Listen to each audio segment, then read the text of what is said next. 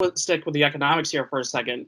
What's the potential impact that could happen from these boycotts if they become legal on the economy, both in a short term and long term? I think you know the answer to that, Kyle. What happens is you attack the supply chain and you cannot deliver goods and services. Well, the coronavirus just attacked the supply chain in the United States, precluded people from getting to work, precluded delivering goods and services, and we all know what that feels like.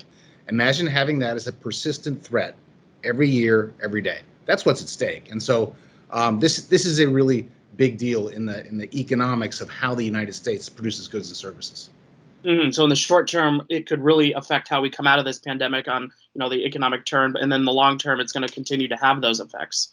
No question about it, right? You've got essentially on a regular basis an unpredictable interruption of the capacity to deliver your goods and services. That you stop the trucks from bringing in the supplies, or you stop the workers from showing up at work. That's what the coronavirus has done. We now understand where it is and what it is, but this would happen throughout the economy. It would be allowed, and you couldn't forecast it. And so it would make an enormous impact on the growth path of the United States. Mm-hmm. Doug, there was a part of me with the economics question there that wanted to ask for a Twizzlers explanation, using Twizzlers to explain it to everybody. But explain with Twizzlers. I mean, look at all the good stuff that goes into a Twizzler. And it's a magical recipe that requires exactly the right ingredients and exactly the right proportions on a particular schedule, and then they last forever. And we wouldn't have that. And so yes, I'm concerned. Let me just think for a second. What would happen if the joint employer standard, which is in the bill, became law, which would go a long way to destroying the franchise business model?